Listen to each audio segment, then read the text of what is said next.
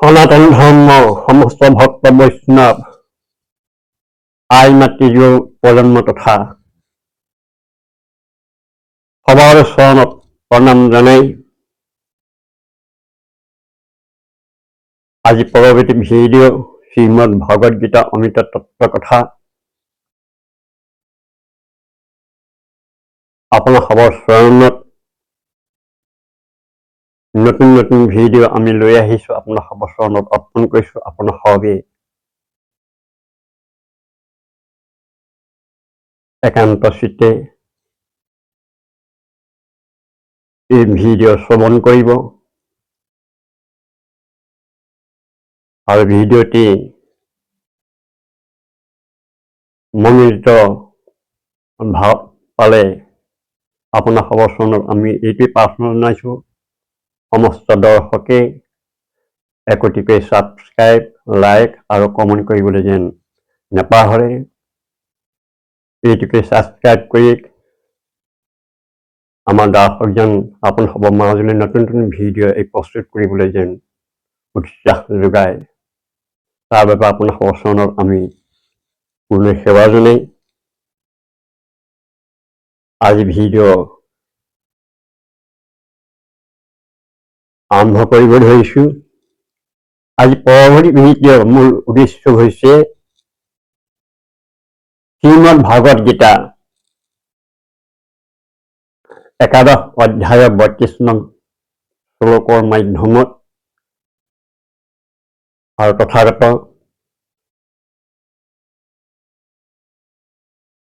চাৰিবেদ শুদ্ধ শাস্ত্ৰৰ মাধ্যমত আমি এই ভিডিঅ' উদ্ধৃত কৰা হৈছে। সেয়েহে এই ভিডিঅ' প্ৰস্তুত কৰোঁতে তথাগত ক'ৰবাত যদি ভুল ক্ৰুটি ৰৈ যায় দাসে আপোনাক ক্ষমা কৰিব বুলি আগতীয়াকৈ আমি সেৱা ধৰি আজি ভিডিঅ' আমি আৰম্ভ কৰিছোঁ।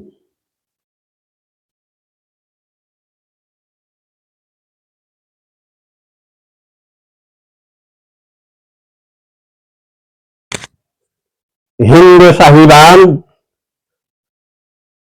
নহি সমঝত এই গীতা বেদ পুরাণ, হিন্দু সাহিবান নহি সমঝত গীতা বেদ পুরাণ।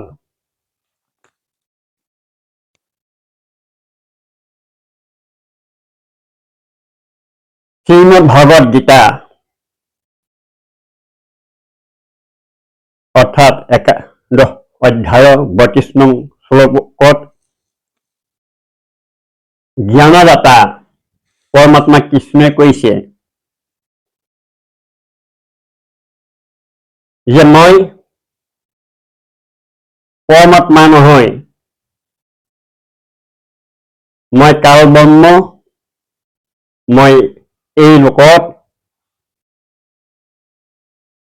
জনসংখ্যা অৰ্থাৎ জনসংখ্যা কাল ৰূপে পবিত্ৰ হৈ জনসংহাৰৰ কাৰণে আহিছোঁ।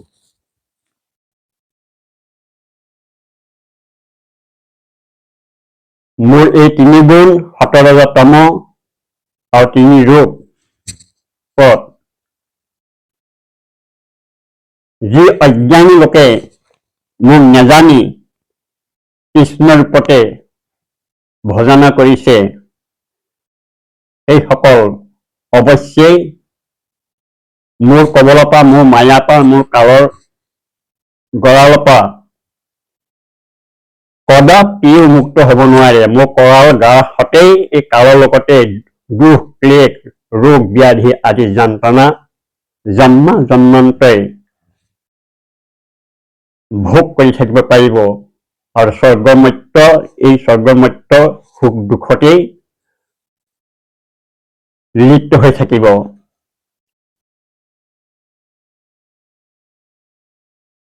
শ্ৰীমদ ভগৱদ গীতা একাদশ অধ্যায় ৩২ নং শ্লোকত কৈছে যে জ্ঞানদাতা কৃষ্ণই যে মই পৰমাত্মা কৃষ্ণ নহওঁ, মই কাল। এয়া অজ্ঞানী মুখৰ কথা নহয়, এয়া অজ্ঞানী মুখৰ কথা নহয়। তেওঁ কৈছে যে জীৱৰ মুক্তি অধিকাৰ মোৰ হাতত নাই। পৰমাত্মা কৃষ্ণই কৈছে যে জীৱৰ মুক্তি অধিকাৰ মোৰ হাতত নাই। জীৱৰ মুক্তি অধিকাৰ পৰমাত্মাৰ হাতত।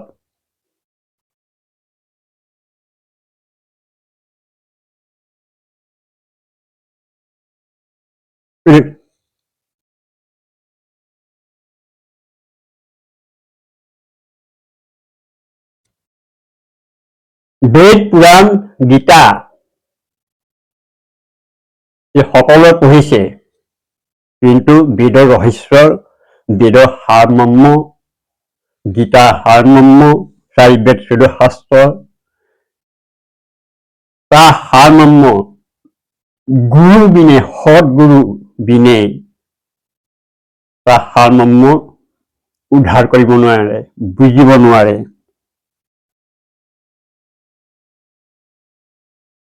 সৎগুৰু বাণীত কৈছে যে সতগুৰু বিনে পঢ়ে বেদ जो प्राणे समझे न सार रहे अज्ञान। जो ठोठा भूष तरे मोह की शान।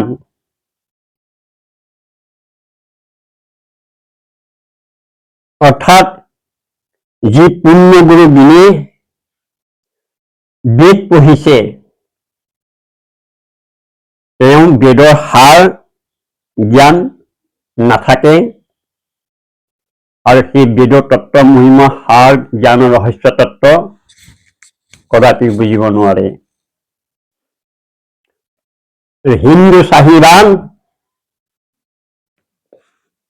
এই শাস্ত্ৰত কৈছে, ইয়াৰ মাধ্যমেও আমি এই ভিডিঅ'ত আমি সংযোজিত কৰিছো। আপোনালোকে ধ্যান সহকাৰে এই ভিডিঅ'টো শ্ৰৱণ কৰক আৰু চাওক আৰু নিজৰ মংগল কামনা কৰক, কল্যাণ কৰক। হিন্দু চাহিবান नहीं सबने वेद पुराण।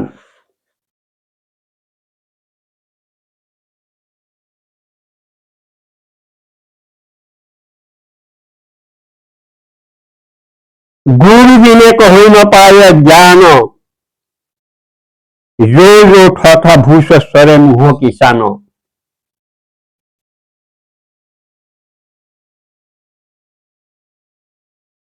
अर्थात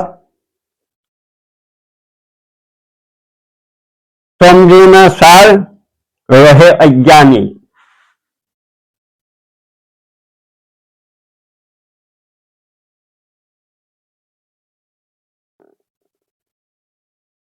श्रीमद् भगवद गीता 11 अध्याय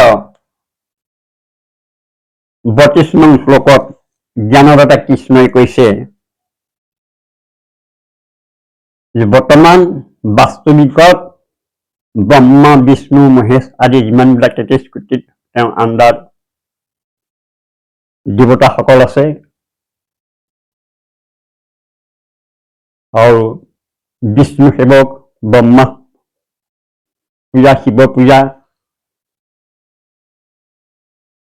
17 তিনি গুণৰ এই ৰূপতে যি কৃষ্ণ তিনি গুণৰে হয়, তিনি গুণৰে কাল, এই তিনি গুণ যি পূজা উপাসনা কৰে ইয়াত স্বয়ং শ্ৰীমদ্ ভাগৱত গীতাত কৃষ্ণই কৈ আছে যে মই পৰমাত্মা কৃষ্ণ নহয়, মই মহাকাল, মই কাল হয়, মই এই লোকত জনসংহাৰৰ কাৰণে আহিছো। অৰ্থাৎ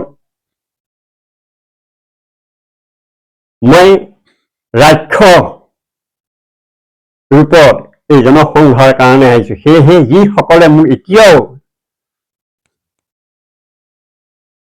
মোৰ ৰূপত তিনি গুণক পূজা কৰিছে সেইসকল এই লোকৰ পৰা বাস্তৱিকত তেওঁলোক হ'ল ৰাক্ষস স্বভাৱৰ। এই তিনি গুণৰ স্বভাৱ হ'ল ৰাক্ষস স্বভাৱ। তেওঁলোকে সতৰ ৰজত তম গুণ বুলি কৈছে যে সৎ গুণ কি নাজানে, তম গুণ এটা এই তিনি গুণতে কেৱল ৰাক্ষস স্বভাৱ, তেওঁলোকে বাছ বিচাৰ নাই, ৰাক্ষসে কি নাখায়।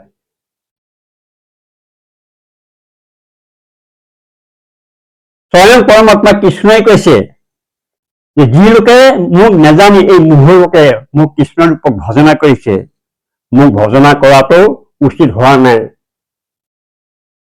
মোক ভজনা কৰাটো এইটো অনুত্তম ভাৱে, এইটো উত্তম ভক্তি নহয়, উত্তম নহয় মোক ভজনা কৰাটো।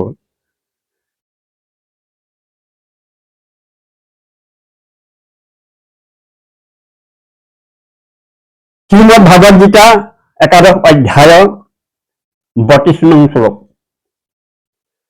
কালয়স্মিন লোকক্ষয় কৃত প্রবিদ্ধ লোকাং সমাহুতম ইহ পবিত্র ঋতেয়পি তাম ন সমাহুতম ইহ পবিত্র ঋতেয়পি তাম ন ভবিষ্যন্তি সর্বৈঃ অবস্থিতা প্রত্যনিকেষু যোদ্ধা।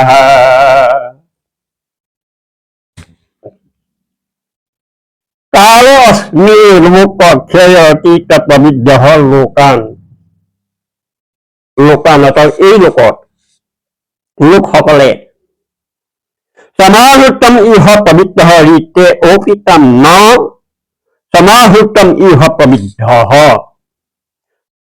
পবিত্র ঋতে অপিতাম ন ভবিষ্যন্তি সর্ব ইহে অবস্থিতাঃ প্রত্যনিকেষু যোধাঃ। হে অর্জুন, মই জনসংহারকারী বৃদ্ধিপ্ৰাপ্ত মহাকাল হং। এই সময়ত এই সংসাৰ লোকসকলক সংহাৰ কৰিবলৈ মই পবিত্ৰ হৈছো। যি বিপক্ষ দলত সেনা অৱস্থিত যোদ্ধাসকল আছে যে সেই সকলো তোমাৰ অবিহনেও জীয়াই কদাপিও নাথাকে। অৰ্থাৎ তুমি যুদ্ধ নকৰিলেও এই সকলোবোৰে নাশ হবই হব। যি জ্ঞানে মোক এই পৰমাত্মা মানি ভজনা কৰি আছে ইহ লোকসকলে, আৰু সেয়া ভ্ৰম মাত্ৰ, কেৱল ভ্ৰম মাত্ৰ। কিন্তু মোৰ একান্ত প্ৰিয় ভক্তসকলক মই পাপৰ পৰা উদ্ধাৰ কৰোঁ। মই একান্ত প্ৰিয় ভক্ত, যে মোৰ প্ৰিয় ভক্তজন সৰ্বক্ষণে অব্যভিচাৰী, সৎ আৰু পবিত্ৰ।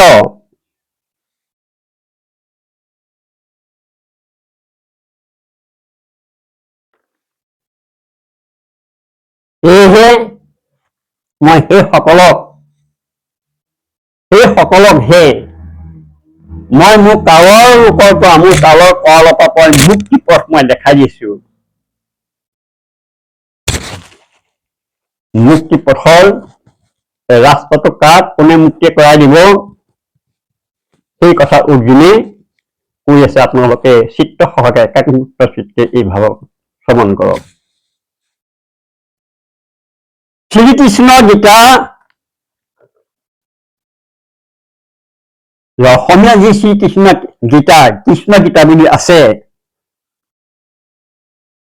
আৰু খগেশ্বৰ মিশ্ৰ আৰু গোবিন্দ মিশ্ৰ আৰু এজন আছে খগেশ্বৰ তালুকদাৰ, এওঁলোকক এই ভাগৱত আৰু এই গীতা এই সংস্কৃতৰ পৰা তেওঁলোকে অসমীয়াত অনুবাদ কৰি দিছে। কিন্তু এয়া হল নকলি গীতা, নকলি গীতা। সম্পূৰ্ণ গীতা ইয়াত ভাষ্যতা পৰমাত্মা কৃষ্ণ জ্ঞান নাই। পৰমাত্মাই সেই যিবিলাক জ্ঞান ইয়াত কোৱা নাই। পৰমাত্মা কৃষ্ণই পৰমাত্মাৰ কথা এই অসমীয়া যি গীতা আছে তাত কোনো উল্লেখ নাই। এয়া লুপ্ত হৈ আছে।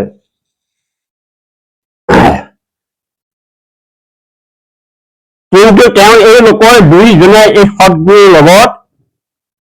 সৎগুৰুৰ লগত পৰিচিত নহয়। তেওঁলোকে কোনো হোৱা নাছিলে, সৎগুৰুৰ লগত পৰিচিত নাছিল।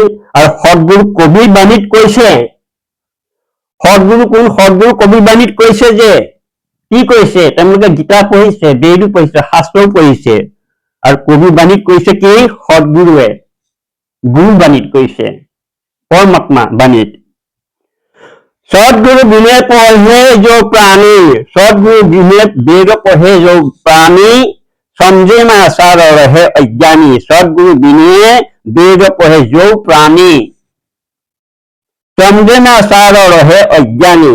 अब सदगुरु बिना काहू ना पाया ज्ञान, जो जो ठूठा भूष सरे मुह की साना। अर्थात जी पूर्णगुरु बिने वेद पढ़िছে, তেওঁ বেদৰ সাৰ জ্ঞান নাথাকে আৰু বুজিবও নোৱাৰে, তেওঁ অজ্ঞানী হৈ থাকে আৰু সৎ গ্ৰন্থসমূহৰ লগতো তেওঁ লোক পৰিচিত নহয়, পৰিচিত হোৱা নাই। সৎ গ্ৰন্থ ঋগ্বেদ তেওঁলোকে কি নাজানে, সামবেদ কি তেওঁলোকে নাজানে, যজুৰ্বেদ অথৰ্বদ আদি যিমানবিলাক মহাপুৰাণ আছে, শাস্ত্ৰ আছে, তাৰ তত্ত্ব মহিমা কদাপিও নাজানে, কদাপিও নাজানে, সাৰ জ্ঞান নাজানে। কিন্তু সাৰ জ্ঞান অমৃত তত্ত্ব কথা, পৰম অমৃতময় এই সাৰৰ কথাবিলাক গুৰুৰ অবিহনে, সৎ গুৰু অবিহনে কোনেও কবৰ অধিকাৰ নাই, তাৰ অধিকাৰ নাই। এই সাৰ তত্ত্ব, বেদৰ সাৰ মহিমা কেৱল সৎ গুৰুৰ লগতেহে থাকে। সেয়েহে তেওঁ লোকক অজ্ঞানী হৈ থাকে, অজ্ঞান ভাৱেৰে থাকে। আৰু সৎ গ্ৰন্থ এই সমূহৰ লগত তেওঁলোকে পৰিচিত নহয়, কিয়নো তেওঁলোকৰ লিখনিত সেই পুৰুষৰ বৰ্ণনাহে আছে। তেওঁলোকে যি এই ভাগত, অসমীয়া ভাগত গীতা লিখিছে, অসমীয়া ভাগত গীতা ঘোষা ৰত্নাৱলী শংকৰদেৱেও লিখিলে, কিন্তু তেওঁলোকৰ কেৱল অবিনাশী ক্ষয়কাৰক বিনাশকাৰক তত্ত্ব, কৃষ্ণ লীলা তত্ত্বৰ কথাবিলাকে আছে, পাপৰ কথাবিলাক আছে, কেৱল পাপ, পুণ্য লেখ মাত্ৰও নাই। কাৰণ কৃষ্ণটো পাপী আছিলে, ৰামো পাপী আছিলে, মহাপাপী, তেওঁলোকে তিনি যুগৰে পাপী, বেদত কৈছে। আৰু তেওঁলোকৰ শাপভস্তা, ৰামো শাপভস্তা, কৃষ্ণও শাপভস্তা, কাৰণ পাপ কৰ্ম কৰিছিলে, পাপ আছিলে। সেয়েহে তেওঁলোকে এই লোকতে, এইটো সেই কাল লোকত যি কৃষ্ণক পূজে তিনি গুণেৰে, তেওঁলোক ৰাক্ষস, সেয়েহে ৰাক্ষস হৈছে। ঈশ্বৰৰ আধ্যাত্মিকতাৰ জ্ঞান লেখ মাত্ৰ তেওঁলোকে জ্ঞান নাপায়, বুজিব নোৱাৰে। আৰু বিশ্বৰ অসমত কৃষ্ণগুৰু, কিহৰ কৃষ্ণগুৰু? ৰাক্ষস স্বভাৱৰ কৃষ্ণ। আমি প্ৰমাণত এই বেদেই কৈছে, শাস্ত্ৰই কৈছে, 4 শাস্ত্ৰ, 18 পুৰাণে কৈছে, বাইবেলে কৈছে, কোৰাণে কৈছে, গীতাই কৈছে।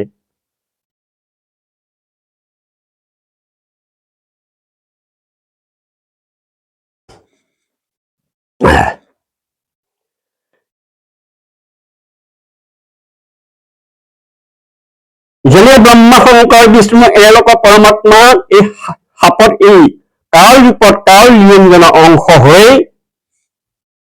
গৈছিল, কাল নিৰঞ্জনৰ অংশ হৈ গৈছিল, কাল নিৰঞ্জনৰ অংশ হৈ এই ব্ৰহ্মা, বিষ্ণু, মহেশ এই লোকলৈ আহিছে, কাল ৰূপত আহিছে।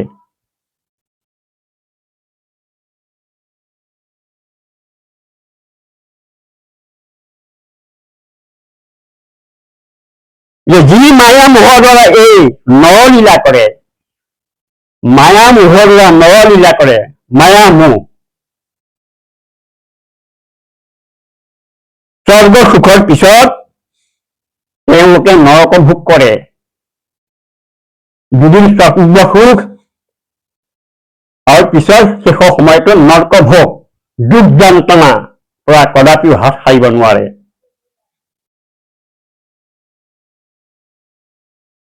মনুষ্য জন্মৰ মৃত্যুৰ এই কালচক্ৰতে তেওঁলোকে ঘূৰি ফুৰে। মনুষ্য জন্ম মৃত্যুৰ কালচক্ৰতে ঘূৰি ফুৰে।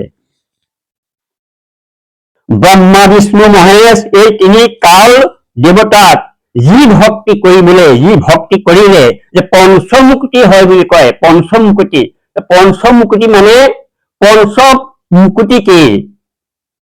পাঁচটা পাপ। পঞ্চমুকুতি পঞ্চপাপৰ পৰা কিন্তু কদাপিও মুকুতি বুলি কৈছে। কিন্তু তেওঁলোকে কি কৈছে? মুক্তি নিষ্ক্ৰিয় বুলি কয়। মুক্তিটো নিষ্ক্ৰিয় যিটো সেই ভকত আকৌ নমো ৰসময় মাগো ভকতি। কি ৰসময় মাগো ভকতি? ভকতি ৰসময় মাগো ভকতি ৰসময়টো কি বাস্তৱিকত? ব্যভিচাৰী ভক্তি, পাপৰ ভক্তি। তাহলে মুক্তি কেনেকে হব? ক'ৰ পৰা পাব মুক্তি?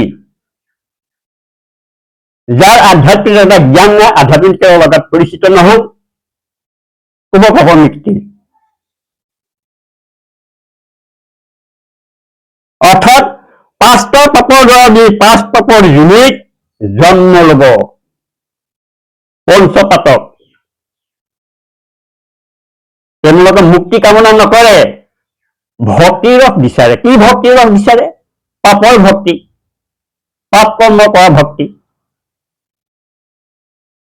কিন্তু পূৰ্ণ মুক্তি নহয় যদিও ভক্তি জ্ঞান সি সৎগুৰু পৰা হয়।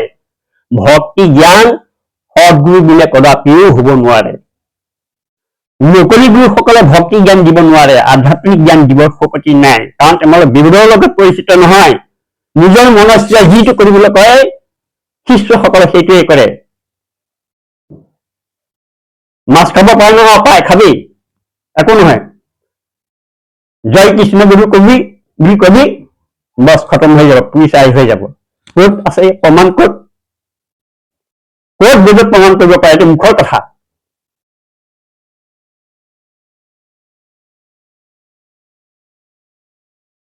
ভক্তিৰ উদ্দেশ্য হৈছে ত্যাগ। যে সৎগুৰু বিনে মনুষ্যৰ ঈশ্বৰৰ ভক্তি ত্যাগ নহয়। যে গীতাত 3 প্ৰকাৰৰ ই ত্যাগৰ কথা কৈছে। কিন্তু সেই 3 ভাগতে ই পূৰ্ণ মুক্তি নহয়। যেনে ৰাজসিক, তামসিক, সাত্বিক ত্যাগ। এই 3 ত্যাগ কেতিয়া আছিল? আজি 600 বছৰ আগতে যেতিয়া শংকৰ মাধৱ বৰ চকুৰি ভকত আৰু বাৰ বৈষ্ণৱৰ মাজত আছিল। আজি 600 বছৰ আগত আছিল। 600 বছৰ আগত শংকৰ মাধৱ যেতিয়া আছিলে, তেওঁ ধৰ্ম প্ৰচাৰ কৰিছিল অসমত। তেতিয়া এই অসমীয়া লোকৰ মাজত চকুৰি ভকত বাৰ বৈষ্ণৱৰ মাজত আছিল। কেৱল অসমতেহে। শ্ৰীমদ ভগৱত গীতা 8 অধ্যায় শ্লোক নম্বৰ 64 জ্ঞানদাতা কৃষ্ণই কৈছে যে সৰ্বধৰ্মান পৰিত্যজ্যম মাম একম শৰণম ব্ৰজ অহম ত্বাং সৰ্ব পাপভ্যো মোক্ষয়াস্যামি মা শুচ। অৰ্থাৎ হে অৰ্জুন, এই সকলো ধৰ্ম কৰ্ম তুমি এৰি দিয়া। মোৰ লগত এতিয়ালৈকে তুমি যিমানবিলাক ধৰ্ম কৰ্ম ভক্তি কৰিলা, এইবিলাক মোৰ চৰণতে সমৰ্পণ কৰি তুমি সেই মোৰ পৰমাত্মা চৰণত যোৱা। তেনে তোমাক মুক্তি কৰিব, তেনে তোমাক উদ্ধাৰ কৰিব। কিন্তু মোৰ তোমাক উদ্ধাৰ কৰিবৰ শক্তি মোৰ হাতত নাই। তুমি মোৰ প্ৰিয় ভক্ত, প্ৰেমী ভক্ত, সেয়েহে মই তোমাক কৈছো এই কথা।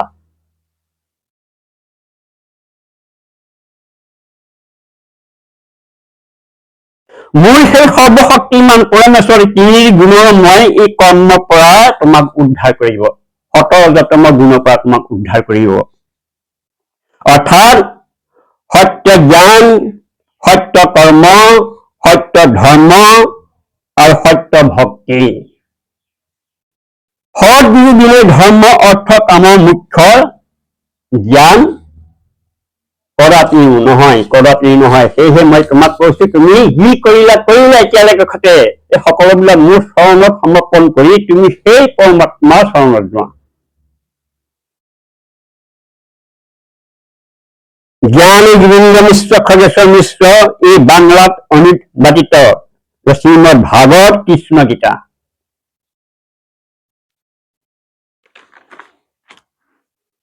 তথা অসমীয়াত অনুবাদিত এই ভাঙলিত পূৰ্ণ পৰমাত্মা কবি পৰমেশ্বৰৰ উল্লেখ নাই। কবি পৰমেশ্বৰ পৰমাত্মাৰ উল্লেখ নাই, যি তিনিমূৰ্ত সৃষ্টিকৰ্তা, তিনি ব্ৰহ্মাণ্ডৰ সৃষ্টিকৰ্তা, তিনি লোকৰে আৰু জীৱৰ ভৰণ পোষণ কৰোতা, সৰ্বৰূপতে সৰ্বহৃদয়তে ধাৰণ কৰোতা, সেই পৰমাত্মা কবি কোনো প্ৰকাৰে বৰ্ণনা আৰু উল্লেখ নাই।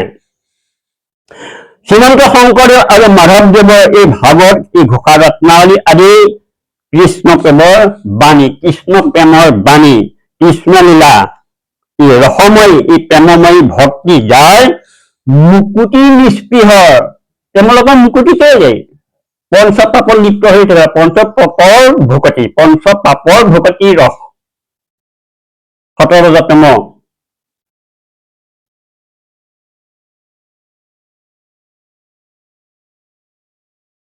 প্ৰেমময় ভক্তি, যাৰ মুক্তি নিষ্পহৰ কেৱল স্বৰ্গ সুখ আৰু ৰস বিচাৰি তেওঁলোকে দৈ মলাই ঘি সবক ভক্ষণ কৰি নৰকৰ জুনিত যায়।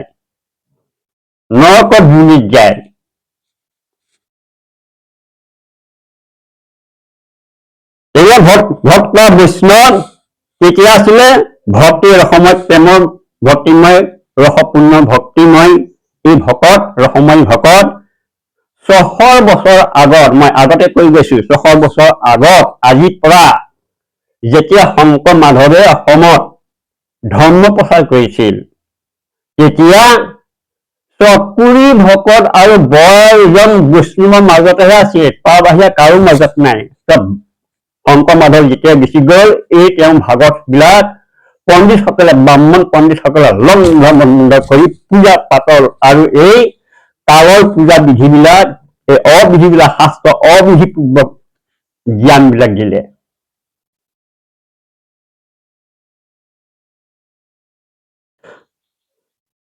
কিন্তু বাস্তৱত এই মাধৱদেৱৰ শৰণ দীক্ষাৰে বাক্যশীল আৰু দায়িত্বশীল ভকত বৈষ্ণৱ কোনজন আছে?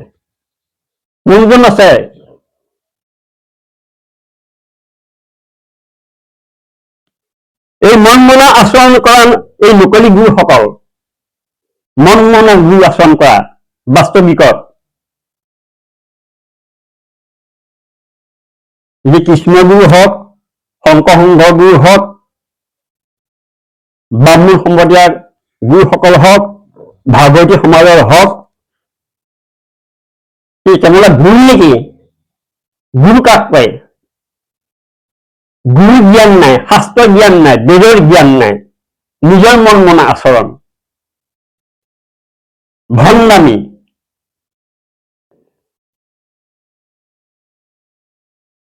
এনেদৰে শৰণ দীক্ষাই যে মনুষ্যৰ জনম নিষ্ফল হয়, যে ভক্তি মুক্তি সুগম পথ বিচাৰি নাপায়, মনুষ্যৰ জনম সম্ফল কৰিব পাৰে একমাত্ৰ সৎগুৰুৱে। যি পূৰ্ণ পৰমাত্মা দৰ্শন পাইছে, পূৰ্ণ পৰমাত্মা কবিয়ক দৰ্শন পাইছে, যে সেয়ে এই সৎগুৰু সৰ্ববেদৰ আধাৰত, বেদৰ অনুকূল, শাস্ত্ৰৰ অনুকূল আৰু অনুকূল ভক্তিৰ নাম দীক্ষা দিয়ে, দি আছে, বাস্তৱিকতা আহি আছে।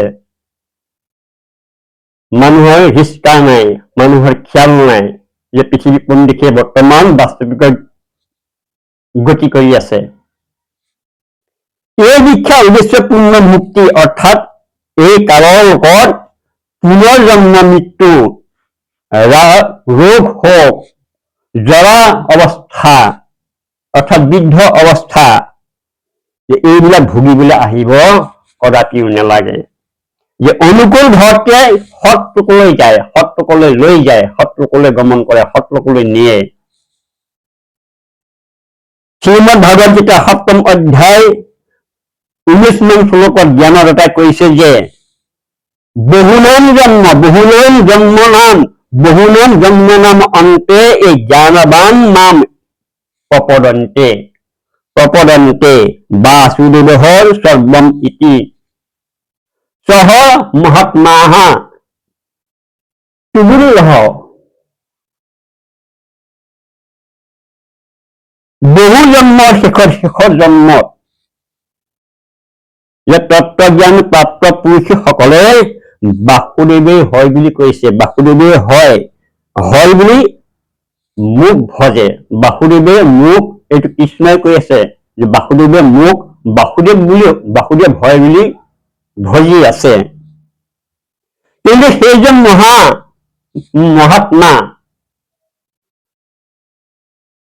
মহাত্মা অতি দুৰ্লভ, অৰ্থাৎ নাই পাবলৈ।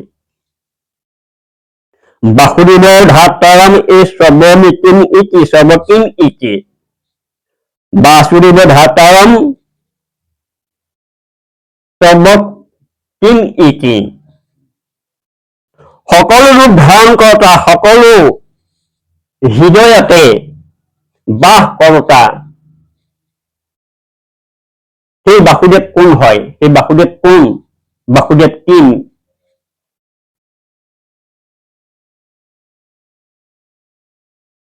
ব্ৰহ্মা, বিষ্ণু তথা মহেশ অথবা কৃষ্ণ। যদি কৃষ্ণই বাসুদেৱ হয়, তেওঁৰ হৃদয়ত থকাজন কোন হয়? যদি পৰমাত্মা কৃষ্ণকে বিষ্ণুকে যদি বাসুদেৱ বুলি মানি ভক্তি কৰিছে, তেওঁলোকৰ হৃদয়ত থকাজন কোন হয়? এই কথা কোনে কব পাৰিব? কিন্তু কাৰো উত্তৰ দিব শক্তি নাই, যে পৰমাত্মাটো কৃষ্ণ, বিষ্ণু, ৰাম, শিৱ, মহেশ এইবোৰতো বিনাশী হয়। পৰমাত্মাটোতো বিনাশ নহয়, দেহেই হৈ থাকে, দেহৰ বিনাশ নহয়। যে সেইজন পৰমাত্মা কোন? বাস্তৱৰ এই জ্ঞান কাৰোৱেই নাই। কাৰণ এই জ্ঞান পাব কেৱল কবি পৰমাত্মা জ্ঞান কাৰ দ্বাৰাই পাব? সৎ গুৰু দ্বাৰাহে পাব। সৎ গ্ৰন্থবিলাক, সৎ পবিত্ৰ গ্ৰন্থবিলাক যেতিয়া যুৱক জানিব, তেতিয়া এই ৰহস্য তত্ত্ব কথা বুজি পাব।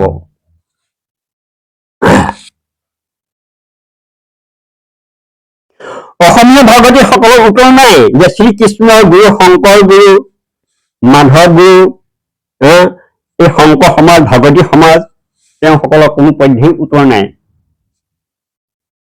গীতা শাস্ত্ৰ নপঢ়ে যি মহান আত্মা, যে পৰমাত্মাক পাইছে, ৰামৰ নাম নলেও, তেওঁলোকৰ নাম নলেও যিসকলে পৰমাত্মাক দৰ্শন হৈছে, সেইসকলৰ নাম ললেও পুণ্য হয়। কিন্তু কেনেকে ল'ব তেওঁলোকৰ নাম? তেওঁলোকৰ নামেই নাজানে। কোন আছিলে, কোনে পৰমাত্মাক দৰ্শন পাইছিলে। যি সময়ত পূৰ্ণ পৰমাত্মা ই প্ৰকট হৈছিল, যে সেই সময়ত সকলো ঋষি, সেই সন্তজন শাস্ত্ৰ বিধি ত্যাগ কৰি মনৰ ইচ্ছাৰে আচৰণ কৰা সকলৰ লগত, অৰ্থাৎ এই পূজাৰ দ্বাৰা যে সকলো ভক্ত সমাজক এই মাত দৰ্শন দেখাইছিলে, পূজাৰ দ্বাৰা দেখাইছিলে, যজ্ঞৰ দ্বাৰা দেখাইছিলে, যেতিয়া সেইবিলাক হৈ আছিল, সেইবিলাক তেতিয়া নিজৰ এই তত্ত্ব জ্ঞানৰ, অৰ্থাৎ সুস্থ জ্ঞানৰ সন্দেহ, তেওঁলোকৰ সুস্থ জ্ঞানৰ সন্দেহ আছিল, সন্দেহ বাহক, সন্দেহ কাৰক।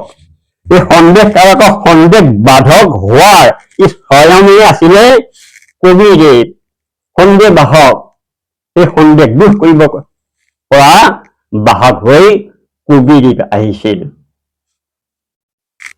অৰ্থাৎ কবি প্ৰভু আহিছিল যে সাৰবেদ, এই সামবেদ, ঋগ্বেদ, যজুৰ্বেদ, অথৰ্ববেদ, এই চাৰি বেদক সাৰমৰ্ম লৈ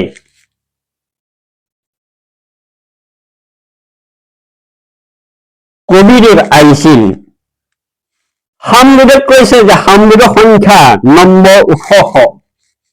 সামবেদৰ সংখ্যা নম্বৰ 18, উত্তৰাশিক অধ্যায় নম্বৰ 12, খণ্ড নম্বৰ 3 আৰু শ্লোক নম্বৰ 5 কৈছে ভদ্ৰবস্তা সমন্যাহী বচনো মহান কবিনে বচনানি ই সংসন আবশ্যস্য এই শম্ভু পুষহ মনোবিচক্ষণে এই জাগ বিদ্যেৰ কবিত। যেনেকৈ যজুৰ্বেদ অধ্যায় 5 আৰু মন্ত্ৰ 1 কৈছে যে অগ্নে তনু অচি, অগ্নে তনু অচি, অগ্নে তনু অচি, যে পৰমেশ্বৰ যে সৰসৰী হয়, পৰমেশ্বৰ সৰসৰী হয়, অগ্নে তনু অচি। বিষ্ণুদেৱ এতিয়া সৌমস্য অৰ্থাৎ তনু অচি, সেই এই সৌমস্য যে অমৰ প্ৰভু, সৌমস্য অৰ্থাৎ সৌমস্য অৰ্থাৎ অমৰ প্ৰভু, অবিনাশী, বিনাশীল নহয়, বিনাশ নহয়, সৌমস্য, সৌমস্য তনু অচি, সেই অমৰ প্ৰভু কি কৈছিলে জীৱক পালন পোষণ কৰিবৰ কাৰণে আহিছিল। সেই আমাৰ প্ৰভুৰ যে পালন পোষণৰ কবি কৰিবৰ কাৰণে অন্য শৰীৰ হয়, তেওঁ বহুতো শৰীৰ অন্য শৰীৰ ৰূপেও ধাৰণ কৰি এই লোকত আহিছিলে। সত্য জ্ঞান, সৎ ভক্তি, অনুকূল ভক্তিৰ নাম দীক্ষা দি মানৱক উদ্ধাৰ কৰিবলৈ আহিছিল। তত্ত্বজ্ঞানৰ অজ্ঞান নিন্দাতে যি এৰি দি যে শুই থকাৰ পৰা সেই অজ্ঞানীসকলক প্ৰভুৱে সেই প্ৰেমীসকলক, তেওঁ প্ৰেমীসকলক জগাই দিছিল। প্ৰেমী আদৰণীয় প্ৰেমী ভক্তসকলক জগাই দিছিল। যে সেই প্ৰমাণ যজুৰ্বেদৰ এই মন্ত্ৰতে হয় যে কিছু সময় কাৰণে পূৰ্ণ পৰমাত্মা কবিদেৱ অৰ্থাৎ কবি প্ৰভু নিজৰ ৰূপ এই বদলি কৰি সামান্য ব্যক্তি যেনেকৈ সাধাৰণ ৰূপ বনাই এই পৃথিৱী মণ্ডলত প্ৰকট হৈছিল, এই পৃথিৱী মণ্ডলত প্ৰকট হৈছিল। তথা কবি নিবচনানি, কবি বচনানি সংসন, অৰ্থাৎ কবি বাণীত কৈছিল যাৰ মাধ্যমে তত্ত্বজ্ঞানে জগায়। তথা সেই সময়ত মহৰ্ষিসকলৰ বাবে চতুৰ প্ৰাণী নিচা জ্ঞানৰ আধাৰ শাস্ত্ৰ বিধি ই অনুসাৰে সত্য সাধনৰূপী অমৃতৰ স্থানত শাস্ত্ৰৰ বিধি ৰহিত পূজা কৰা হয়। যে সেই সময়ত পূৰ্ণ পৰমাত্মা স্বয়ংই প্ৰকট হৈ তত্ত্ব জ্ঞানৰ দ্বাৰা শাস্ত্ৰৰ বিধি অনুসাৰে সাধনাৰ জ্ঞান প্ৰদান কৰিছিল।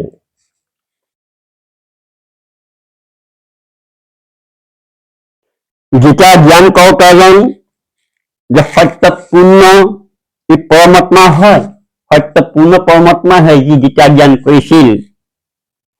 কিন্তু কৈছিল কোনে? কালৰূপী হৃদয়ত প্ৰৱেশ কৰি কালৰূপৰ কাল কৃষ্ণ হৃদয়ত প্ৰৱেশ কৰি কৈছিল। গীতা অধ্যায় 5 আৰু শ্লোক নম্বৰ 14-15 কৈছে যে মই কৈছো যে পূৰ্ণ পৰমাত্মাই যেতিয়া সতলোকক সৃষ্টি কৰিছিল, যে সেই সময়ত কাৰোবাক কোনো কৰ্ম আধাৰ বনাই উৎপত্তি কৰা নাই, কাৰোবাক কোনো কৰ্মতে আধাৰত কোনো কৰ্ম আধাৰত বনাই সৃষ্টি উৎপত্তি কৰা নাই। সৎলোকৰ মনুষ্য শৰীৰ দিছিল, সুন্দৰ মনুষ্য শৰীৰ দিছিল, যি শৰীৰ কেতিয়াও বিনাশ নহয়। কিন্তু প্ৰভুৱে কৰ্মফলৰ বিধান অৱশ্যই বনাইছিল, কৰ্মফলৰ বিধানবিলাক অৱশ্যই বনাইছিল। কিয় বনাইছিল সেই বিধান? সেই লোকৰ যে এই কালৰ লোকত বাস্তৱিকতে আমি যি আমাৰ মনুষ্য বুলি এই লোকত আছো, এনেকৈ সকলো প্ৰাণী এই স্বভাৱবশ কৰ্ম কৰি সুখ দুখৰ ভোগী হৈছিল। যেনেকৈ আমি সকলো আত্মাই যে সত্য লোকত এই পূৰ্ণ ব্ৰহ্মৰ পৰা এই শব্দ শক্তি উৎপন্ন কৰিলে, তাত আমি কোনো কৰ্ম কৰা নাছিলো। যে তথা সকলো এই সুখ উপলব্ধ কৰি আছিলো, সকলোবিলাক স্বয়ং নিজৰ এই স্বভাৱবশ হৈ জ্যোতি নিয়ন্ত্ৰণৰ লগত, জ্যোতি নিয়ন্ত্ৰণ কাল ব্ৰহ্মৰ লগত আসক্ত হৈ নিজৰ এই সুখদায়ী প্ৰভুৰ পৰা আমি বিমুখ হৈ গলো, যে সেইটো পৰিণাম আজি আমি ইয়াত জল পটপটকৈ ওলাই পৰিছে। এই কালৰ লগত, কাল নিয়ন্ত্ৰণৰ লগত এই লোকলৈ অহা আমি বান্ধ খাই গলো। আমি স্বয়ং কিহত? কৰ্ম বন্ধনত, কুকৰ্ম বন্ধনত, পাপ কৰ্ম বন্ধনত। এই লোকত কেৱল পাপৰ কৰ্মহে হয়, পুণ্য কৰ্ম কিঞ্চিত মাত্ৰ হয়। এতিয়া যেনে কৰ্ম কৰিছো তাৰ ফল এই নিৰ্ধাৰিত নিয়ম অনুসাৰে এই প্ৰাপ্ত কৰি আছো। যে শাস্ত্ৰৰ বিধি অনুসাৰে সাধনা কৰিবলৈ পাপ ক্ষমা কৰি দিয়ে। কোনে ক্ষমা কৰি দিব সেই পাপ বিলাক? এই পাপ লোকত বাস্তৱিকত যি পুণ্য সংস্কাৰ আছে, এই লোকৰ যি মনুষ্য, এই সকলে দ্বাৰা ভাগ্যবশত এই পূৰ্ণ পৰমাত্মা কবি প্ৰভু সদগুৰুক পাব, আৰু তাৰ দ্বাৰাই তেওঁলোকে পাপ বিনাশ কৰিব, মুক্ত পাপৰ এই লোকৰ পাপৰ পৰা মুক্ত হব পাৰিব নাম দীক্ষা দ্বাৰাই।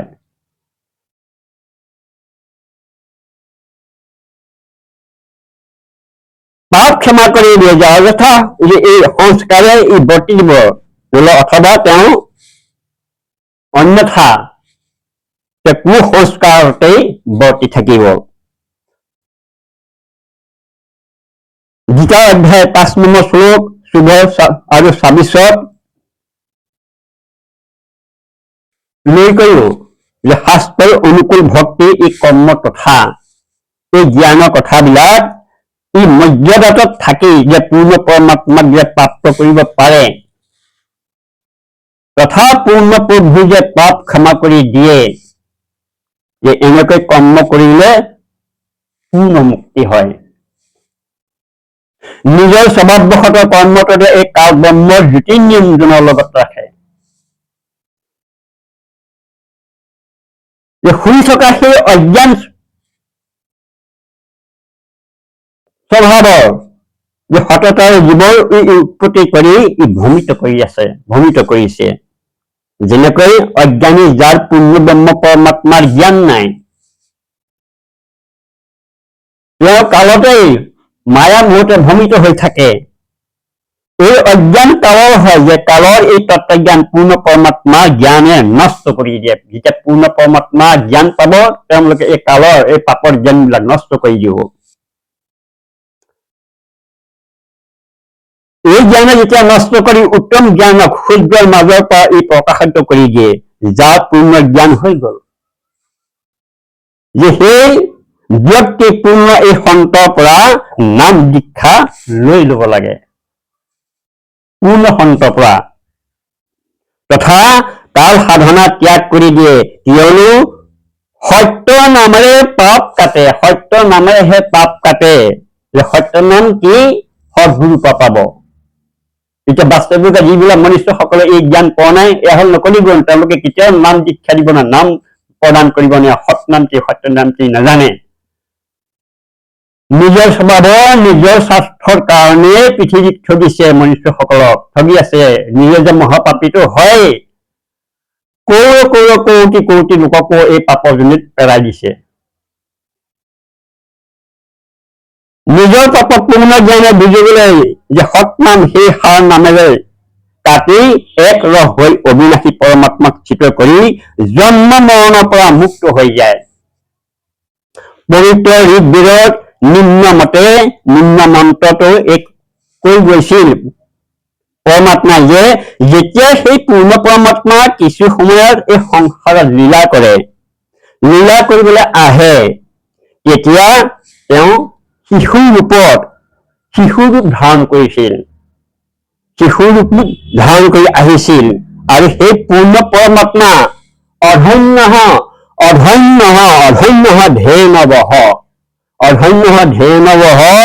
কুমাৰী গাই দ্বাৰা প্ৰকট হৈ গাই দ্বাৰা হৈছিল।